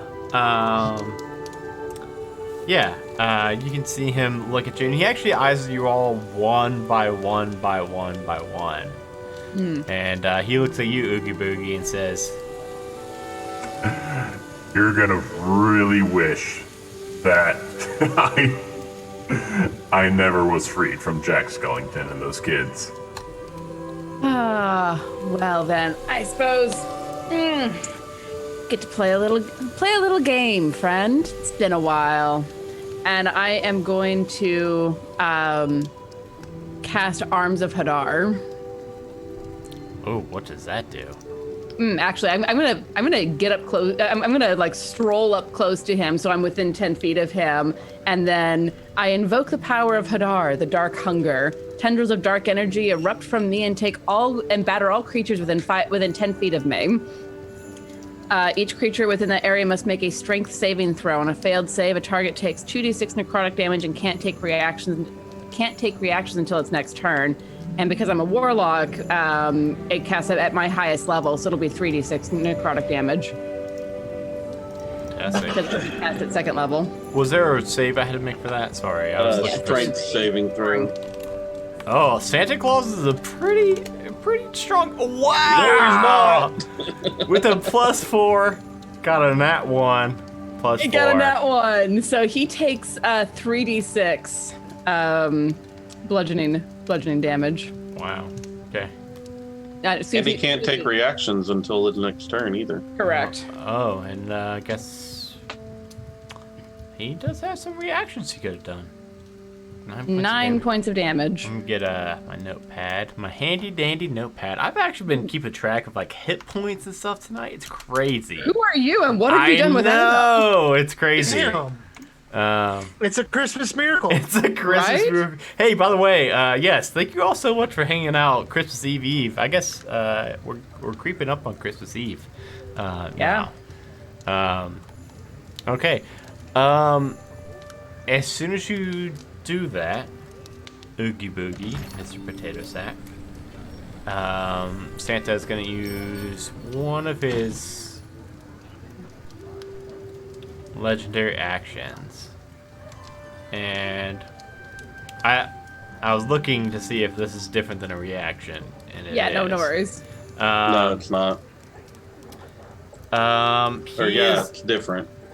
He is going to look at you, Oogie Boogie, and he's just gonna shout, You've been naughty! and you are marked for punishment, so if Santa's next attack on you hits, you will take an extra 9 psychic damage, Oogie Boogie. Okay. I'm gonna smirk at him and just stroll further back because I've done what I came up here to do, and now I'm getting out of the way. Okay. Because Arms of Hadar is just instantaneous. It's not a lasting thing. Okay.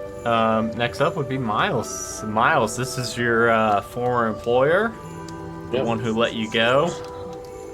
Miles runs up and he's like, "It's time for a change of management, boss," and starts swinging away with his club. I love this Does music. That 18 is hit? good. That, you know what? You swing on him, and you feel through his padded, thick, red jumpsuit thing. You feel that you do connect, but just barely. Just barely, Miles. All right. And then I will use a key point to do 2 more attacks on him. Okay. Miss on that one. Yeah, both of them missed. Yeah, you they're hitting into him, but as you are, they're just feeling like they're just like padded and just blowing off of his just this big thick red coat he's wearing. Okay. And then I'll I probably used all my movement to get to him, so that's good. Okay. So it was Oogie Boogie, Miles, and then it was gonna be Mohawk. Okay, I'm gonna go and use my last rage, and I'm going to attack him with claws. Okay. Or my claws and teeth, so I can get that little bit of bonus fun. Okay.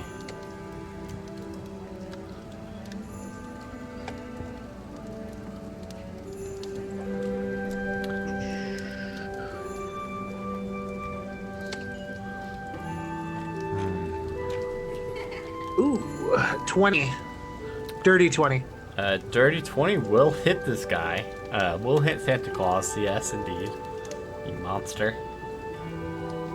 All right, so I get to do a 1d12 plus that, and then I believe, and I get to do. I also gain a bonus to the damage equal to your rage damage. Okay, yeah. So I think that's. That'd be I think 2 that's at that 2. level. Yeah, I think it's 2 damage at your level. Yeah. Like you just add flat 2 to whatever damage Yep. you roll.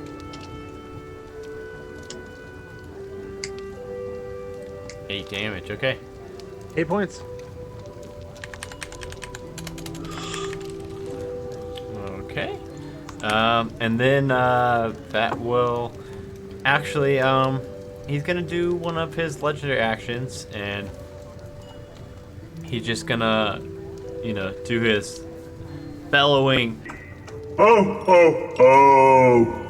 and I think it's only gonna be Mohawk and Miles have to make a wisdom saving throw. Oh, jeez. Because it's only creatures within 10 feet. I believe you two are... Oh, no, Miles! Miles, you are stunned until the end of your next turn. So you're going to effectively lose a turn, Miles. Does this count as magic?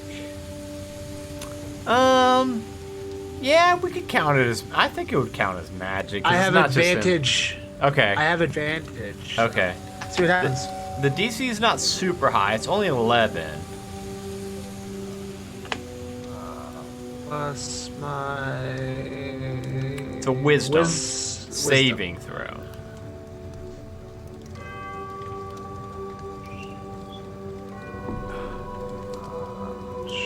Oh, jeez whiz.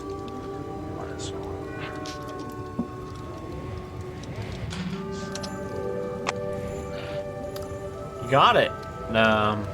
Mohawk is unaffected by this bellow of ho ho ho. Which means we now go to Barry. Okay.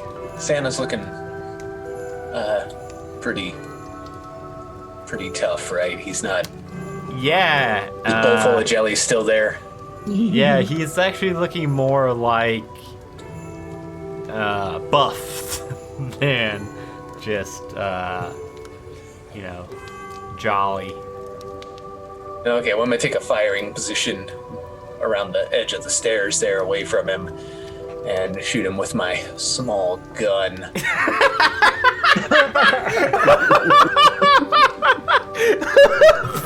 Merry Christmas, you filthy animal. Oh my god, gonna that would say- have changed the whole Home Alone trilogy if they just had guns in the first place.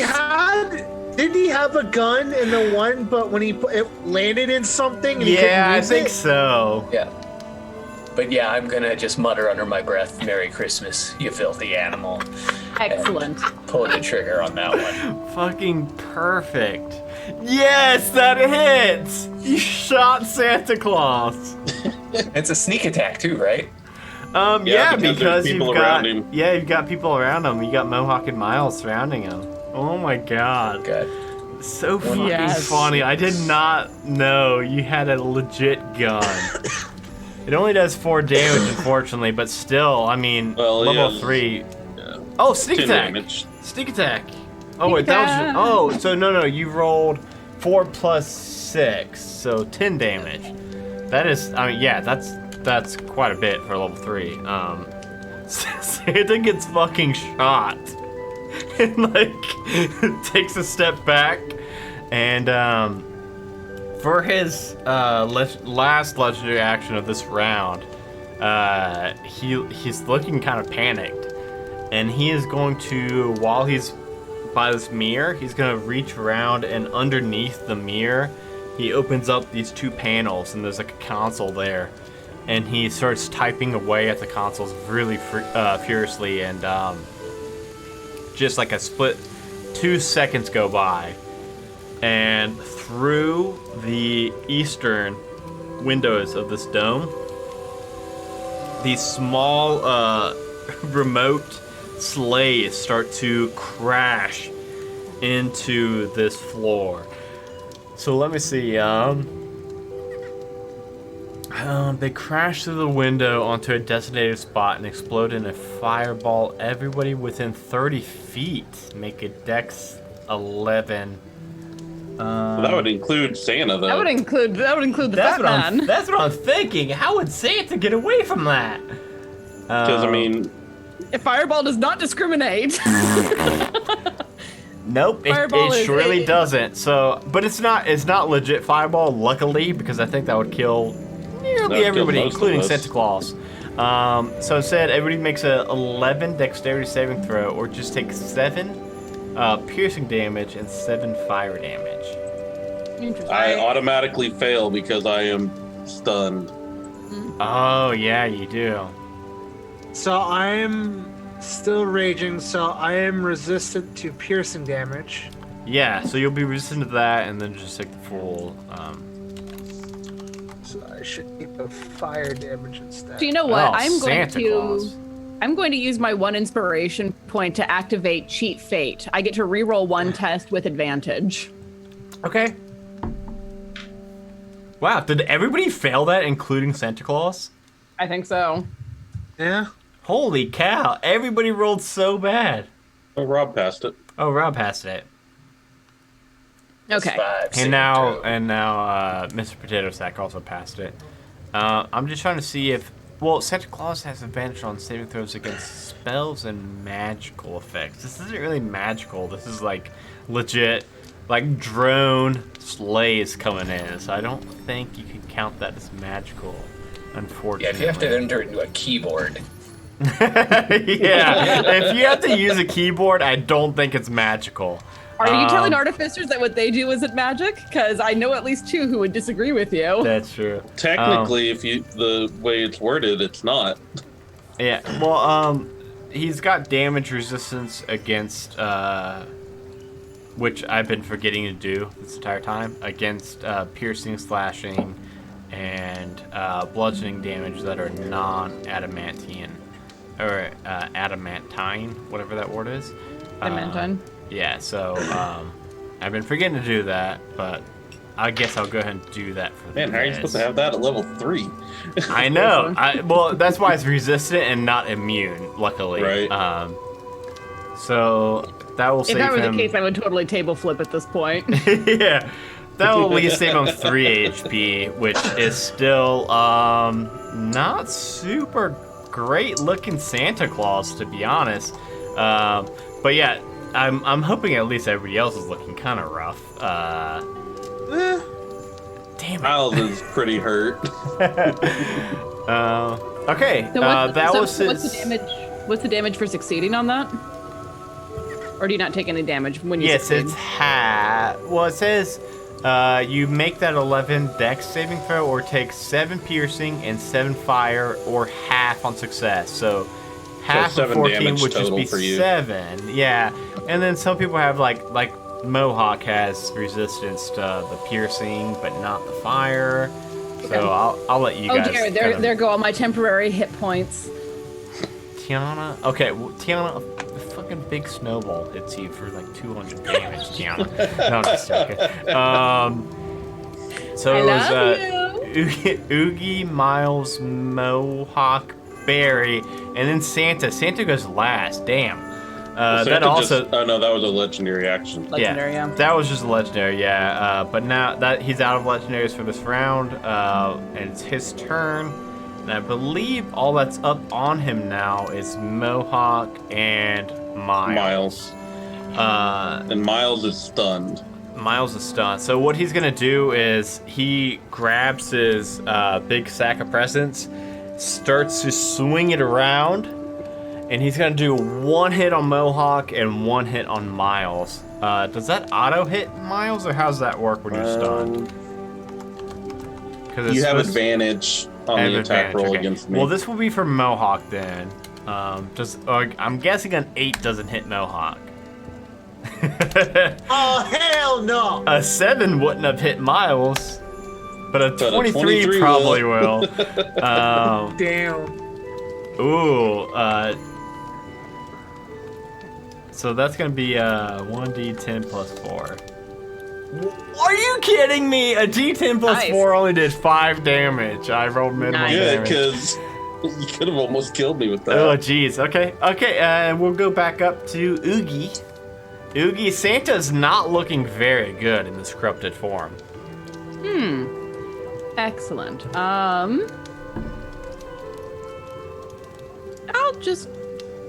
I'll scoot around so that I have a clear line of sight on him, and then Eldritch Blast.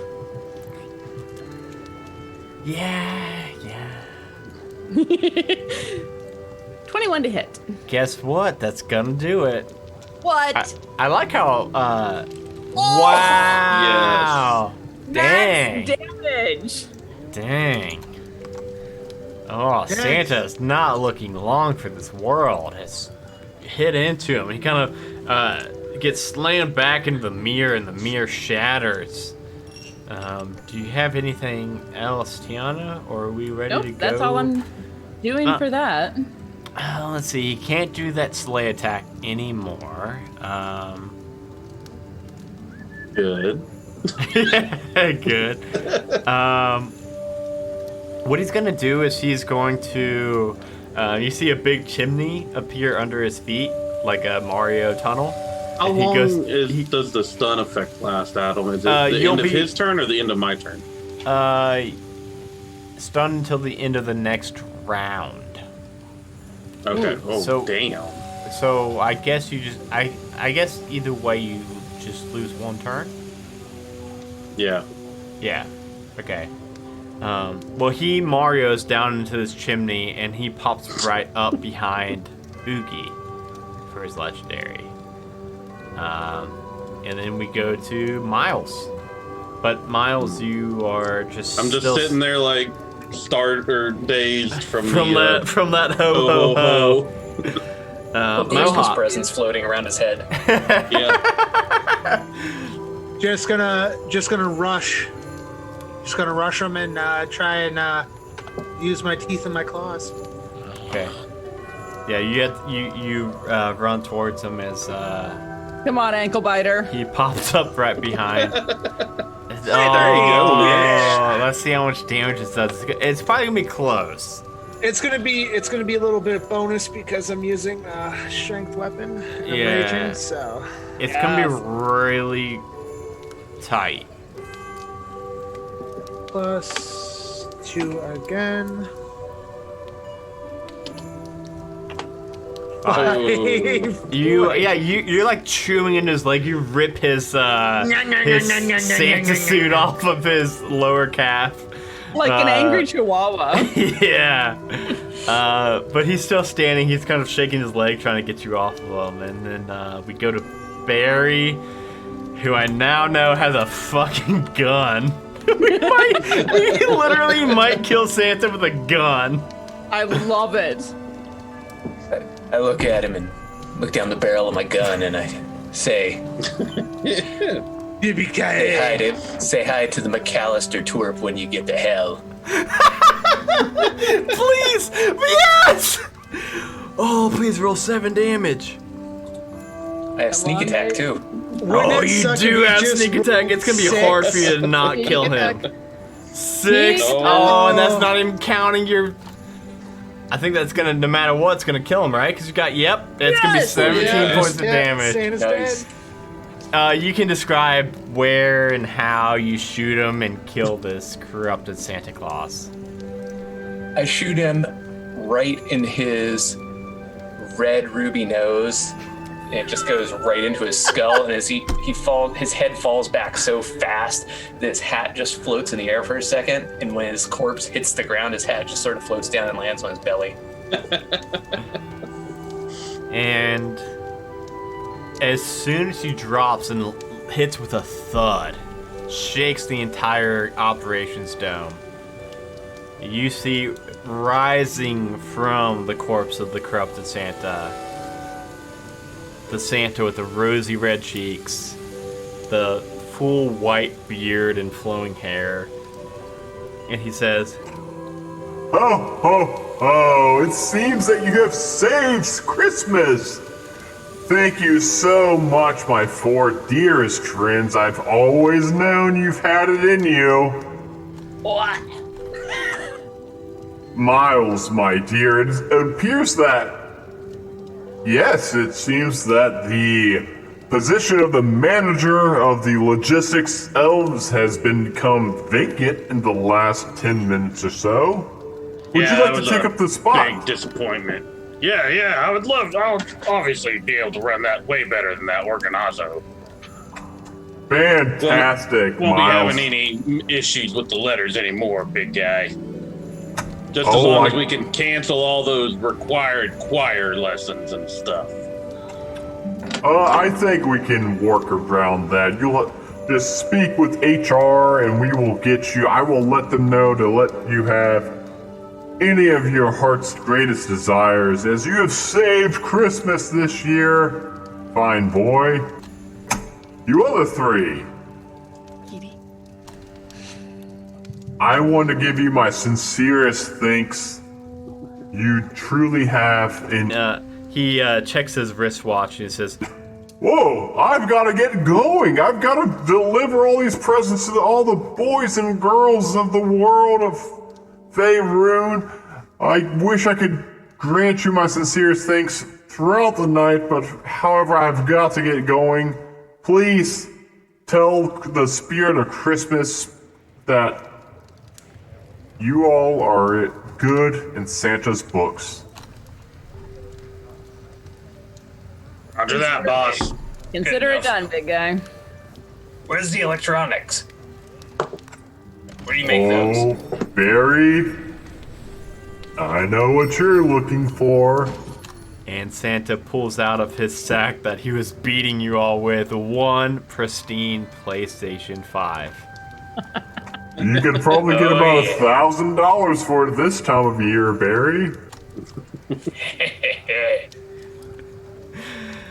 And with that, Mr. Potato Sack and Mohawk and Barry, you three are beamed back to the Grinch's lair. Miles, you of course take over as the role of the manager of the Where I deserve to be.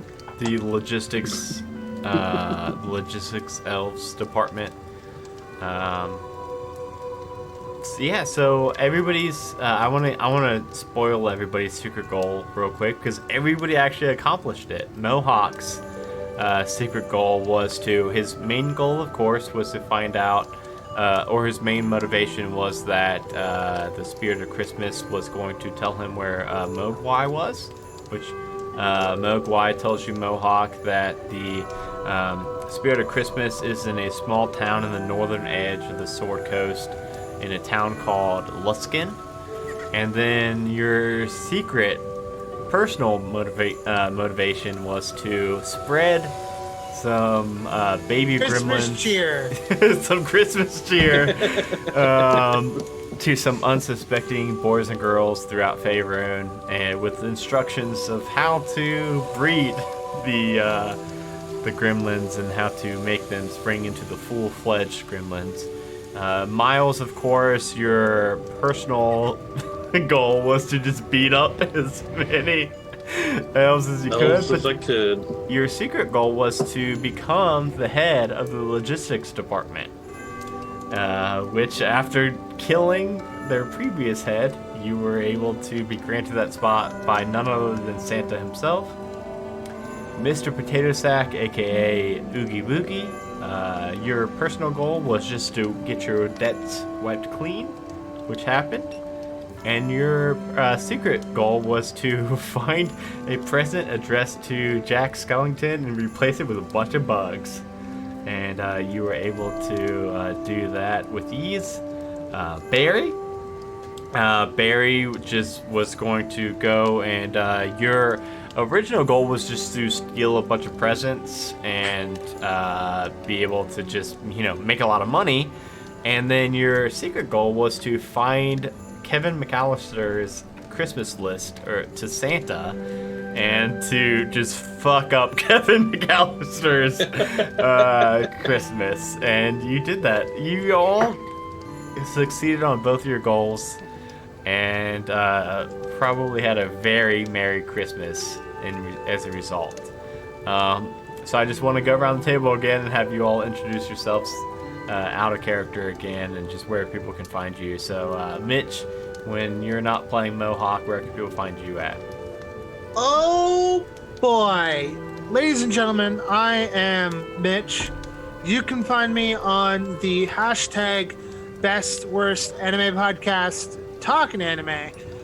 Currently on break until January, when I come back with my new co-host, and we are going to do some reviews, fun stuff like that. I am an up-and-coming voice actor as well. I actually have something out, but the creator wants to wait till the first season's done before we release everything. But I have something that is out though, and yeah, that's just about it. And you can find me on my socials at Talkin' Anime. Yeah. Awesome. What a good kitty. And Zoltar, where can people find you at? Hi, my name is John. I go by Zoltar on the Discord channel and most other social medias that I am on. You can find me at Zoltar's Bazaar. That's also the name of my Etsy shop. Like I mentioned before, I make dice trays for D&D or any other RPG system that you're going to have a bunch of different sets of dice that you need to roll. And yeah, that's about it. Tiana, I know you've got a lot and some new stuff also. A brand new thing, actually, yes. Hi, I'm Tiana. I'm found on Twitter at Vanna1895. I'm most commonly found over at Quest and Chaos. That's twitch.tv/Quest and Chaos. But the big news is today, we have released a Delta Green podcast called The Redacted Reports, and we released 3 episodes for our launch today. So that is found pretty much anywhere that you can find podcasts. That's The Redacted Reports. And I'm very excited about it. I've taken a page out of the way that Adam edits podcasts, as well as another podcast that I really love, Even Fell, and edited out some of the outtakes and given those for patron bonuses and stuff like that, added sound effects, added music.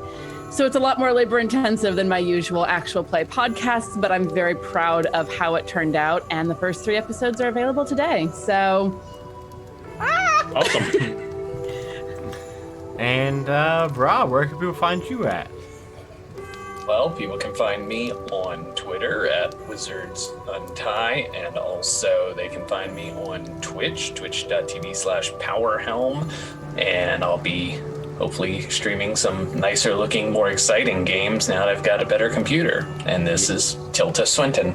hi, Tilda. Yes, Rob just got a brand new PC, so I'm really excited to see all the new stuff you're able to put out with that. And then, yes, I'm Adam DeWeese. You can just go to majesticgoose.com to find out what kind of shows I'm on. We've got a lot of really cool shows on that network, and also we're adding some new shows to that network, like 3 new shows coming up. So stay tuned. Follow us on all of our social media to stay up to date on all that. Right now, our current shows are One Shot Onslaught, Halfway to Heroes, Roll for Weird, Dice Talk, and Shitty Cowboys are the podcast. The Twitch streams are NBA, Modris Blood Sport Association. That's Pretty Crafty. Solo Rolling. Roll for Weird is also a Twitch stream, and Shitty Cowboys is also a Twitch stream. We've got some new content coming up soon, so stay tuned for that. And just, join our Discord to stay most up to date with all of our stuff, and that is bit.ly/oneshotdiscord. And this one shot was with 4 of our fantastic patrons. And you can sign up on our Patreon for even just $1 for patreon.com/oneshotonslaught.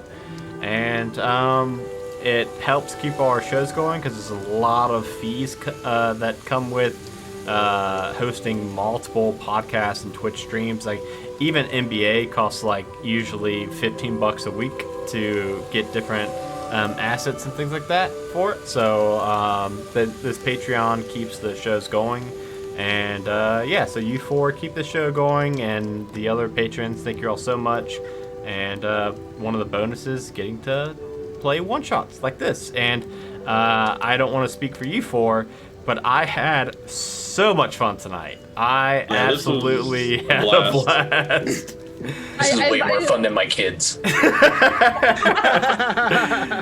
was I love doing this sort of thing where I can just sort of kick back and not have to think a whole lot and just be like, we're just gonna go in and wreck shit and it's gonna be great. Yeah, this reminds me of the Kids on Bike stream. I mean, just being able to go in and be an evil person. You really, this was a really, really fun Christmas Eve, and I'm really glad that I got to play with you four, and I'm really glad that you four were able to join this stream, because you four made it so fun. All four of you killed it and killed the characters, and I had an absolute blast. So with that. We will. This will actually be the last stream of 2020, I think, unless we do like some weird pop-up stream. So we'll see you all in 2021, and make sure that you subscribe to all of our socials and follow all of our podcasts like that. So thank you guys for watching, and we'll see you next year. Merry Christmas, everybody. Bye.